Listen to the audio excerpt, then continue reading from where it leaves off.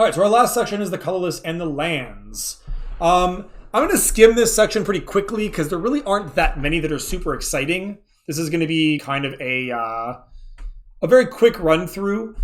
Environmental sciences is interesting, right? It is land search for colors that don't necessarily have access to land search, but it's not ramp or anything. But I wouldn't be shocked to see mono white, maybe blue decks as well. Although blue can just draw cards, which is like basically just better. Red decks and white decks probably might be interested in this just because it does, put a land directly into your hand. There's a little bit of life gain rider on there. Maybe that matters. It's probably not going to be good enough, but I could see a world where there are decks that are including this because it is granting the ability to find lands to colors that don't necessarily have that ability otherwise. Introduction to Annihilation is decent, I think. It is a sorcery, which makes it a bit worse than it could be. But exiling any non-land permanent is a strong ability, again, especially in colors that have trouble dealing with certain permanents, right? Mono black, especially, I think might be interested in this because it does give them a way of dealing with artifacts and enchantments. Enchantments especially, having proven, at least up until recently, very problematic for black decks. Feed the Swarm is a recent printing that makes that a little bit less of a problem, but still, redundancy of artifact and enchantment destruction in a mono black deck is probably still pretty important, at least at this point. If they print enough actual black enchantment removal over time, assuming they do, because I know a lot of people got mad about the supposed color pie break, etc., then this might eventually stop being good enough. But again, currently I think that there are mono black and mono blue decks primarily that will probably be pretty interested in playing this card, even if it does draw your opponent a card. It's not great, but sometimes you just really need to get rid of your opponent's doubling season or whatever, and you're playing mono black, and this is your only option.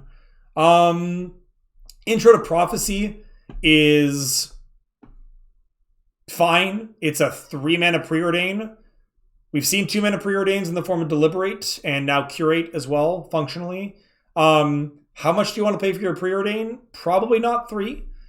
Again, you may be in a color combination. Again, looking at you, mono white, which I guess is not really a combination, just a single color. But maybe a mono white deck just really, really wants access to an effect like this. But I still don't think this is it. I think that this is still way too marginal, even for mono white being hard up on draw. Like 3 mana is just so much for an effect like this.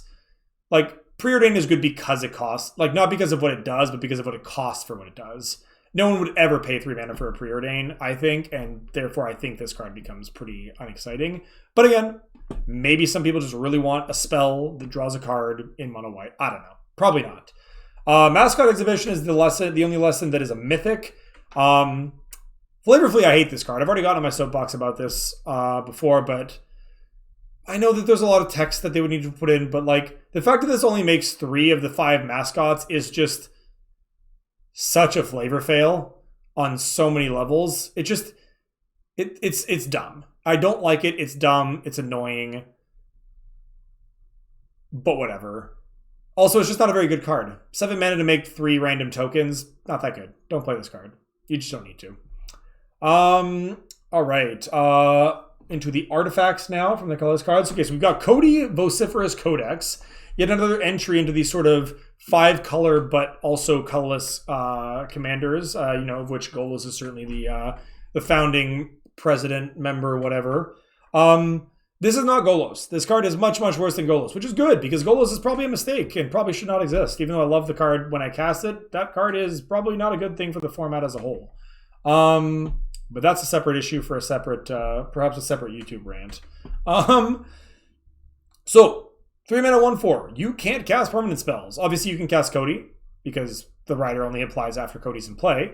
But basically, you're going to be playing a non-permanent deck. Well, other than your basic lands, I guess. But yeah, mana rocks, forget about it. Enchantments, no way. Creatures, nuh-uh. So this is essentially just a deck full of instants and sorceries. Oh yeah, no planeswalkers either. Forget about those. This is basically just going to be a deck full of instant sorceries and lands. But 5 colors. It's cool design space. I'll be curious to see what kind of dumb, broken things people do with this, because people will break this. I'm sure they will. 4 mana and tap, add Wooburg mana. This is why it gets its 5-color color identity, of course. When you cast your next spell this turn, exile cards from the top of your library until you exile an instant or sorcery with lesser mana value. Until end of turn, you may cast a card without paying its mana cost. So basically, every time you cast a spell, you get to cast a bonus spell on top of it. And basically, you spend 4 mana to make 5 mana to cast a spell, basically. So it's basically +1s you on mana, and then gives you a free spell to cast with each other card. It's a neat ability. It's an interesting ability. It's probably breakable somehow. Like instants and sorceries, there's been some historically very broken ones. I have no idea what this is going to do. I'm a little bit scared to see people do it against me because it probably means that someone figured out how to break it. But it's an interesting card. Yeah, that's all I have to say about that for now. Letter of Acceptance is a funny card because Commander Sphere exists as a card, and this is just infinitely worse than Commander Sphere. Commander Sphere being a 3-mana tap for any color, sack it to draw a card. This one is 2-mana tap and sack to draw a card. So again, don't play this Commander, just play Commander Sphere instead. It's just better. No matter what you're doing, Commander Sphere will always be better, and you don't need 2 copies of that card. There are better 3-mana rocks. Strixhaven Stadium, I'd be remiss to not acknowledge yet another sort of instant win the game. Well, I guess technically this isn't a win the game so much as it is your opponent loses the game card. There are a couple of differences between those. So this is more in the door to nothingness category than the Maze's End category. But basically it's a 3-mana rock. It adds Colourless, and you put a point counter on it every time you do that. In addition, anytime a creature deals combat damage to you, you have to take a counter off. But whenever a creature you control deals combat damage to any opponent, put a point counter on Stadium. And so that is per creature, right? So if you deal 5 damage with 5 separate 1/1s, you put 5 counters on the Stadium. And then if it has 10 or more stadium counters on it, and it checks right away, so this isn't like a beginning of upkeep or beginning events that trigger, this just checks whenever counters are placed on it, basically, as a state-based effect. You remove all the counters. So even if you go from 8 to 12 counters, it'll still remove all the counters. So you don't get to bank counters, unfortunately. So it does reward dealing Xaxes per se. But then, whichever opponent was dealt combat damage loses the game. So if you actually manage to get, I believe the way this works, and I'm willing to be wrong about this, but I believe the way this works is that if you have 3 opponents and let's say you're on 7 counters, and you hit each of your 3 opponents with a separate 1/1, that'll bring the counters up to 10 total. And then because each of those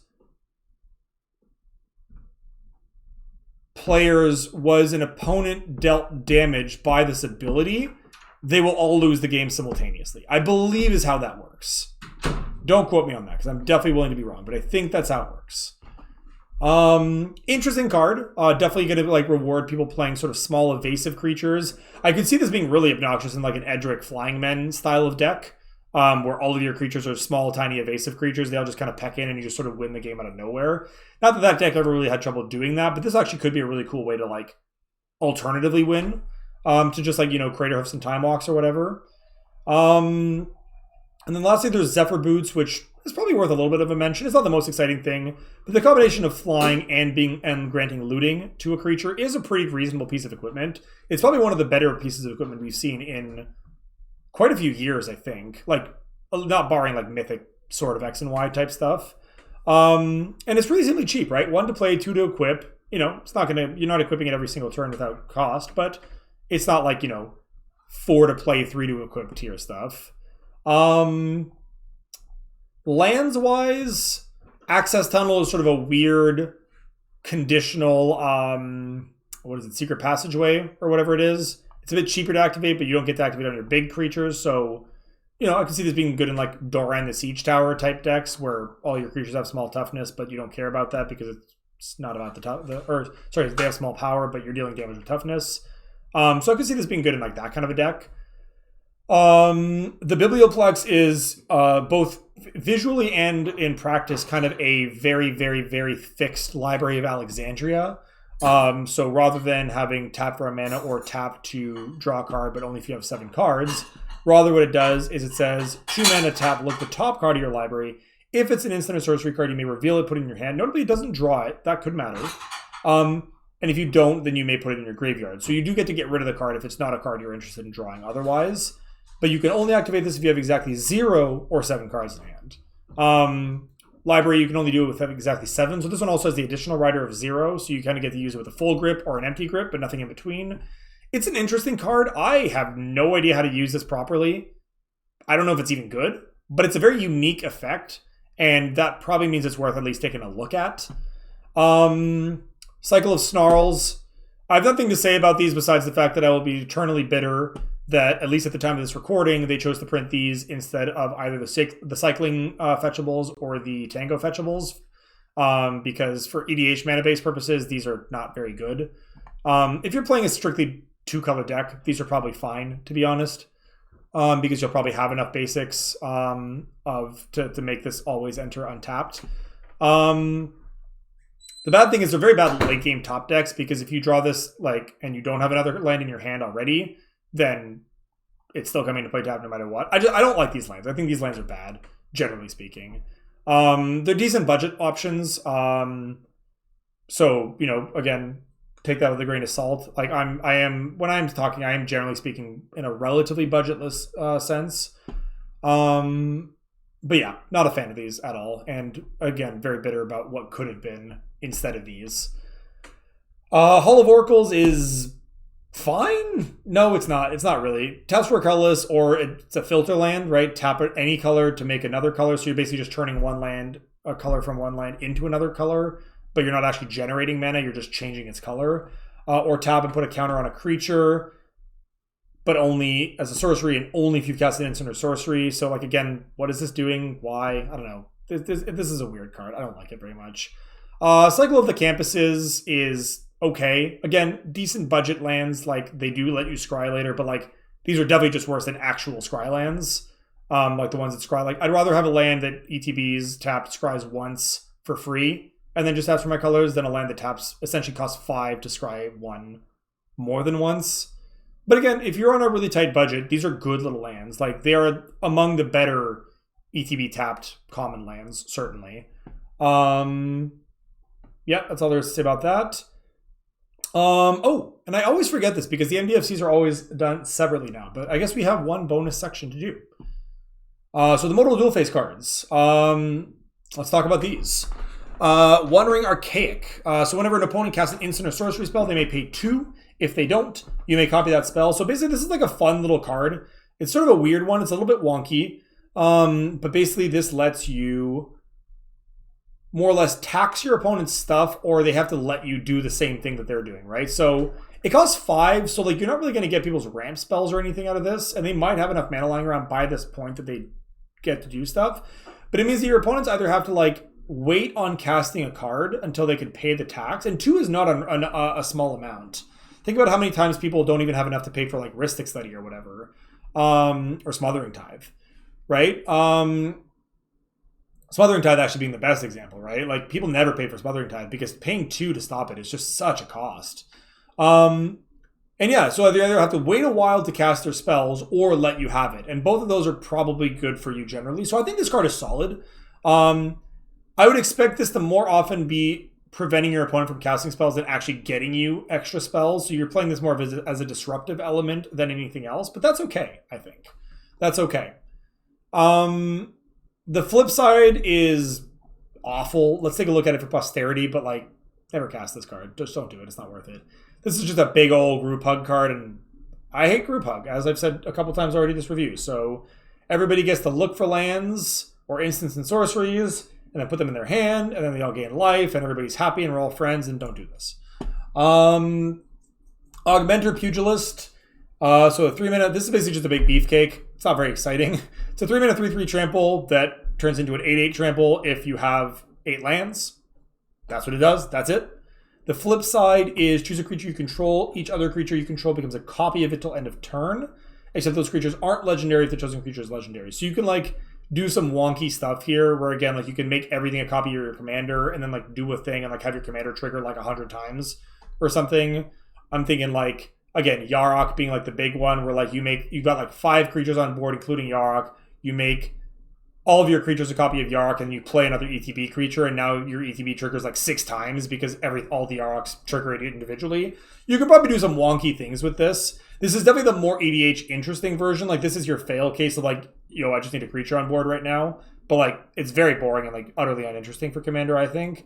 This could do some cool things though. So, again, I'll be curious to see what kind of wonky things people get to do with this. All All right, we got Blex Vexing Pest next. It's a 3 mana 3/2 legendary creature pest. Other pests, bats, insects, snakes, and spiders you control get +1/+1. So basically it's just like it's a weird lord. It just buffs all of your creepy crawlies and like basically like all the things that people don't like. Pests and insects and snakes. And then when it dies, you gain 4 life. That's it. It's kind of boring, kind of vanilla. It's fun that it's just sort of like weird tribal lord. It's an interesting card. Then there's Search for Blex, which is also kind of an interesting card. So look at the top 5 cards of your library. You may put any number of them in your hand and the rest in your graveyard. You lose 3 life for each card. So this is essentially just draw 5, lose 15, which is, you know, a high roller card if I've ever seen one, right? How, you know, giving me shades of ad nauseum or whatever. This could be a very powerful spell, right? Losing 15 life is no joke, even in Commander, but you do get to do that probably at least once in a game of Commander and not totally pay the price. And it draws you a lot of cards. Like, that's going to put a lot of cards in your hand if you wanted to. And the rest do go to your graveyard, notably. So if there's a card that's better off in your graveyard than your hand, you don't even have to pay the 3 life. And then you can, like, you know, you're playing a Reanimator deck or something, and you draw, like, a couple of Reanimator targets, a Reanimator spell, like, you know, a removal spell, whatever. You keep the reanimation spells and the removal spells. You bin the big creatures, so you don't have to pay the life for them, and you reanimate them. Right? Like, there's lots of ways to use this, and I think it's a pretty flexible spell. This is definitely the reason you're writing this spell if you're playing it in your deck. The Blex is, like, kind of random, but fun. An amusing card, and definitely a fun little design. Exodus, Orc Overlord. So this card's pretty cool. 4 mana, it's an Orzhov card. This is actually technically a Mardu card, though, because the flip side does have a red mana symbol, so don't get fooled. You cannot play this in a black-white deck. You do have to be at least Mardu to cast this in Commander. And if you are playing it as your commander, don't forget that you do get to put red cards in your deck. So it's a 2/4 double strike, and it says whenever you cast a spell, an instant or sorcery spell, return target non-legendary creature card from your graveyard to your hand. So basically every time you cast an instant or sorcery, you get to Gravedigger something. That isn't a legend. It's not a bad effect. It's a little narrow, but it's not terrible. It's still just free value for doing stuff. I don't love it. I don't hate it. I don't really know why it has double strike. That doesn't really synergize with anything, but I don't know, whatever reasons. The other side is Awaken the Blood Avatar. So this is a sorcery, which is always funny because, again, this is like sort of stretching what you can do, right? You can now have a sorcery technically as your commander in your command zone if you were so inclined. So it's 8 mana, which is a lot. As an additional cost to cast a spell, you may sacrifice any number of creatures. This spell costs 2 less to cast. 2 generic less. So you can actually, by sacking 3 creatures, you can reduce this down to just casting a single black and a red, which is actually quite strong at that point. And then everybody else sacks a creature. And then you the controller, make a 3/6 black and red avatar creature token with haste. And whenever it attacks, it deals 3 damage to each opponent. So a reasonably powerful creature with a good, like, ETB effect, quote unquote, right, that each person sacks. But it will cost you an arm and a leg unless you have a ton of sack fodder around. So, you know, this deck wants to be in a deck that's got, you know, your blood gas and your creature tokens and your nether traders and things like that. Stuff that you can sack and recur, or just a bunch of, like, thrall tokens, right? You can have this. You can have a I forget the guy from Time Spiral. He costs 5, makes a bunch of thralls, and if you cast creatures, that's pretty good with this, right? Just make some creatures, make some thralls, sack your thralls to cast the blood avatar. Again, it's a little small ball for Commander nowadays, honestly, but it is a cool splashy effect, and it is repeatable. So, like, that might just be good enough. It's a cool card. I like the design. Flamescroll Celebrant is a 2 mana 2/1. Whenever an opponent activates an ability that isn't a mana ability, you get to ping them for 1. Kind of boring. Kind of whatever. The flip side is just a silence effect that exiles itself. Yeah, moving on. Jadzi, Oracle of Arcavios. I'm told this card is pretty broken. I can definitely see how it would be. It does cost infinite, but again, if you do get to this point in time, you're going to get to do some pretty dumb things. So discard a card, bounce it to its owner's hand. So the reason you want to do that is so that you get to cast this side if you want. You can kind of flip-flop it a little bit with, like, using your command zone, etc. So this one basically for 4 mana lets you dump any number of cards from your hand into play. People are incorrectly calling this a ramp spell. I do not believe this is considered a ramp, because ramp, like, this doesn't do anything if you don't have the lands in your hand to do it with, right? So I don't think this card is actually ramp. But it is going to give you a lot of extra mana if your hand is lining up in such a way. So this is going to combine really well with like time spiral type effects, where you can refill your hand, probably have 2 or 3 lands in there, and then you get to cast this and dump those lands straight into play. Also, if you have 8 or more lands after putting those lands into play, you get to choose to discard a card, and if you do, you get to bounce this back to your hand. So rather than going to your command zone like it normally might if you were playing this as your commander, or just at a graveyard if it's in your 99, you actually get it, and that means you'll get a rebuy on actually casting Jadzi, which conveniently costs 8, right? So 8 or more lands, now I get to cast this with my 8 or more lands. So this has the ability to return it to your hand by discarding a card at any time. So it does protect itself reasonably well. And then it says, whenever you cast or copy an instant sorcery spell, reveal the top card of your library, and if it's a non-land card, you may cast it by paying 1 mana rather than paying its mana cost. And if it's a land, just put it into play. So any lands that's on the top card, if you're playing instant sorcery, just put it into play.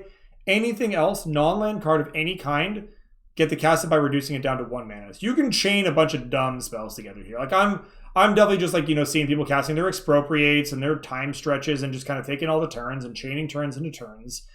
This is probably going to be a pretty obnoxious card if it ever resolves. My only saving grace for it, like I said, is that it does cost approximately infinite. So people aren't going to get to do this like super fast, but I would also probably advise trying to kill this on site. Letting somebody cast a spell into this is probably going to result in a bad time for you. Kian, Dean of Substance, and Abraham, Dean of Theory.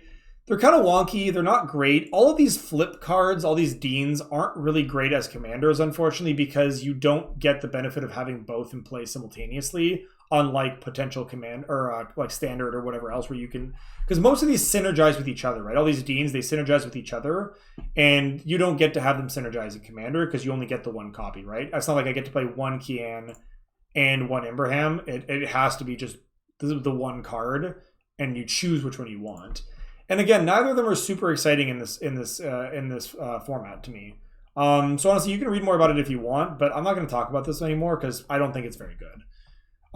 Mila, Crafty Companion, is a very interesting card. Definitely going to be pretty hype in anybody's sort of tribal planeswalker decks, 5-color walkers type stuff.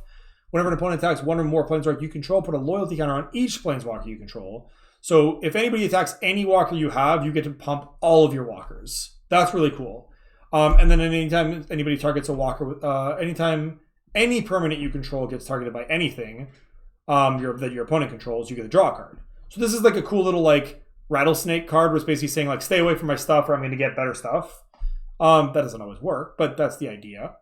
And then the flip side being Luca Wayward Bonder. So 6 mana, you may discard a card. Honestly, this side is like not that exciting to me, but we'll read it for posterity.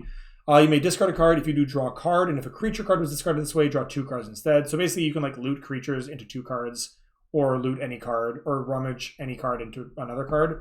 So basically, rummage, and then if it was a creature, you get to draw 2 instead of 1. -2 is return a creature card. So haha, synergy with the first ability, right? You discarded a card, then the next turn you bring this back. It gains haste, then you exile it. So it basically lets you like one-shot a creature from your graveyard out onto the battlefield. Sort of reminiscent of like Felden of the Third Path, except that Felden's better because it doesn't get rid of the creature forever. It's a fine ability, like, but a lot of the cards that like have like these big attack triggers probably are like shuffling themselves back. I'm thinking things like Blightsteel. I'm thinking things like Eldrazi. Like those wouldn't actually work with this ability, so it's kind of whatever. I don't know. I'm struggling to really see what you're going to do with this card, but it is a cool card if you do get to do something. The emblem is really good. The emblem is basically just Moorstorm Surge, right? So every time you get an emblem that says whenever a creature enters the battlefield under your control, it deals damage equal to its power to any target. So you basically just get to start turning all your creatures into like massive damage spells, which is a very good emblem, to be fair. Notably, this is a planeswalker that does get to ult immediately with a doubling season out, so that could be a thing. I'd be more inclined to play this. Again, so this could be good in Tribal Walkers just because you're probably going to have a doubling season in your Tribal Walkers deck if you're 5 colors, which means that the Mila side is really nice just generally. And then if you have a doubling season out, you can just play Luca out and then do this. Now, the only thing is, how many creatures are you playing in your doubling season Tribal Walkers deck? Maybe not that many, so maybe that like balances it out. I don't know. It's a bit of a weird card. I'm not really sure where it fits, but it does a bunch of interesting different things on both sides, so worth mentioning. Pestilent Cauldron, discard a card to make a 1/1, or 1 and tap, Each opponent mills card is equal to the amount of life I've gained this turn, so I guess milling your opponents when you gain life. Not a big fan of milling my opponents in Commander generally. I feel like oftentimes you're helping your opponents by milling them more than anything. So unless you're just milling them to dead, probably a bad plan. And then also 4 mana, exile 4 cards from a graveyard and draw a card. So the idea is you're milling them to then create cards that you can exile to draw. This is just very slow, very clunky. There are better card advantage engines out there. Don't do this. Like, you're probably just better off playing like Trading Post or something. This is basically just a bad Trading Post. Restorative Burst is 5 mana. Return up to 2 target creature, land, or planeswalker cards from your graveyard to your hand. Each player gains 4, and then you exile this. This card isn't good. This card is really, really bad. Restock is just better than this. Restock is 5 mana, return 2 cards from your graveyard to your hand, full stop. Just always cast that instead. That card's not even that good in Commander anymore, and this is just like 10 times worse than that. This card's bad. I'm sorry we wasted our time in chat. Plarg, Dean of Chaos, does some cool things. This card actually has like some neat abilities. Discard a card, draw a card, so literally just tap Rummage. So this is literally just Rummaging Goblin. So 2 mana, 2/2, tap, discard a card, draw a card. But the 5 mana ability is interesting. 5 and tap, reveal cards from the top of your library until you reveal a non-legendary, non-land card with mana value 3 or less. You may cast that card without paying its mana cost. Put all revealed cards not cast this way at the bottom of your library. So basically for 5 mana and tap, you get 3 mana's worth of value, but it's like a free card. But like you drew that card, so it's still generating card advantage even if you're like overpaying for the effect. This actually reminds me a lot of like the Rebel Searchers that existed in like way back in like the Weatherlight Saga, but also like more recently in like Time Spiral, where basically you're overpaying to go get another card, but you're getting the card directly into play and it's essentially drawing you a card, so that's why you're overpaying for it. You're paying more than its value, but you're getting the card without having to cast it from your hand, which is a pretty cool effect. And then Augusta Dean of Order is just like not that exciting. Tapped creatures have +1/+0, aka they're bigger if they're attacking, probably. And then untapped creatures you control get +0/+1, so they're better blockers. And whenever you attack, untap each creature I control. So basically I get to like flip-flop my creatures around any way I want to have them do the stat things that I want. So you can like grant your attacking creatures vigilance essentially in a roundabout way. I don't know. It's a strange card, and I think you're more often going to be interested in the Plarg side, but like it's a cool card. There's Rowan and Will. So Rowan and Will, the face card is Rowan, so we'll look at her first. 3 mana for a 2 loyalty planeswalker. She cheapens your instants and sorceries by 1, which is a very real ability, right? That's the Goblin Electromancer type ability. Her +1 deals 1 damage to each opponent, and if I've drawn 3 or more cards this turn, she deals 3 damage to each opponent instead. Again, it's just each opponent, so I'm not really excited about this. The minus is an emblem that essentially just lets you twin cast all your spells, right? You just get to pay 2 anytime you cast an instant or sorcery and twin cast it. So it's like basically, yeah, it's literally a twin cast emblem. Not bad, but again, kind of hard to get the work done for it, right? Minimum, you're waiting 3 turns of her being not interacted with at all to get that. Probably not worth it, but again, do what you want to do. The Will side is a 5 mana 4 loyalty walker that still has the instants and sorceries or cheaper clause. Up to 1 target creature has base power and toughness 0/2 until your next turn. So you basically just get to like completely turn off a creature in terms of its attacking capacity. It will still retain its abilities. It doesn't lose abilities, notably. So if it has a static or triggered ability, that'll still be a thing. But it won't be a threat. The -3 is to draw 2 cards, which is fine, but that's essentially just a 5 mana divination if Will gets dealt with. And he would go down to 1 loyalty, which makes him very easily dealt with. So I don't know how much we're in for 5 mana divinations. And the -7 is exile up to 5 target permanents. For each permanent exiled this way, its controller creates a 4/4 blue and red elemental. So basically you just get to like mess up a bunch of stuff, but you're giving whoever's stuff you messed up a bunch of 4/4s. So again, your mileage may vary because yeah, you could probably get rid of a bunch of problem permanents, but guess who those 4/4s are going to be attacking if you do that? Because you're going to have a whole bunch of people that are real mad that you broke all their stuff. So, an interesting card, a flexible card. Ultimately not a card I think is super great, but it is what it is. Selfless Glyph Weaver is a 3 mana 2/3 that exiles itself to give all your other all your other creatures indestructible. I'm very sad this exiles itself, right? It costs 3. This would be a really strong Sun Titan target otherwise. Like, Selfless Spirit is a 2 mana 2/1 flyer that sacks itself to do this rather than exiling itself. I think that card is just always going to be better than this if that's the kind of effect you're looking for. It does come with, the upside is that it comes with another side. So it's an 8 mana Wrath, but it says destroy a creature or planeswalker. Sorry, choose a creature or planeswalker, then destroy all other creatures and planeswalkers. So basically, you get to keep one of your creatures or planeswalkers, and then everybody else loses all of theirs, is the way this reads for 8 mana. So it's essentially a Plague Wind with upside. And Plague Wind costs 9, so this is just strictly better than Plague Wind. But of course, you do have to play this. You cannot play this in a deck that doesn't also have white, because this part does apply. So this side is actually like the better side of the two, in my opinion. This is kind of like your panic button side for whatever reason. But neither, so again, probably we'll see play in like some more low power tables, but I don't think that it's particularly strong overall. Shail, Dean of Radiance is very good. So this is a 2 mana 1/1 flying vigilance that puts a 1/1 counter on each creature that enters the battlefield under your control this turn. So don't get confused. This doesn't just have to put a counter on everything. You do need to have had them enter the battlefield this turn. But that's a strong ability, especially for 2 mana on a flying vigilant body, right? You can actually just peck in for 1 every turn and then still get to do the ability after the fact. That's pretty cool. On the flip side, you have Embrose, Dean of Shadow, which is a 4 mana 4/4. It taps to put a counter on another creature and then deals 2 damage to it. So obviously be careful, don't target your 1/1s with this ability or they'll die. But as long as the creature you were targeting was already at least a 2/2 and didn't have damage on it for whatever reason, then it'll survive and get bigger. The idea is this is a bit of like a no pain, no gain ability, right? Like, it's going to hurt, but you're going to get stronger for it in the long run. And then this ability is very powerful as well, which says whenever a creature you control with a 1/1 counter on it dies, draw a card. Like, that's a really good ability. That really punishes your opponent for like going after your stuff. Which I think is sweet. Big fan of this card. Torrent Sculptor. It's a 4 mana 2/2 with Ward 2. But when it ETBs, oh, you know what? This side doesn't matter, so let's see if the other side matters. No, this card is bad. We're gonna skip it. Save you some time, chat. Again, if you wanna go read this, find out yourself. But I don't believe this card is particularly EDH playable, so I will not be reviewing it. Ovida, Dean of Perfection. So a 3 mana 2/2. With a tap ability that says you may exile an instant or sorcery card from your hand and put 3 home counters on it. It gains at the beginning of your upkeep, if this card is exiled, remove a home counter. And then when the last home counter is removed from this card, if it's exiled, you may cast it. It costs 4 less to cast this way. So this is basically just giving your cards weird suspend. The home counters functionally work the same way as suspend counters. The nice thing is, though, that if you exile an expensive card, it will come back later at a significant discount. Whereas if you suspended it, though, then you would just get it for free. It's a little bit weird. This is almost strictly worse than suspend, but it's still pretty good. This is more or less just backward suspend.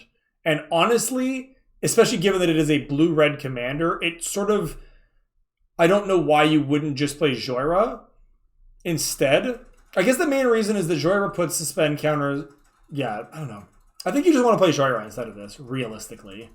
If you're trying to do that sort of thing. But it's a cool card. And like, not a bad redundant Joyra too. Like, you might put this in your Joyra deck just to have like additional options to do that.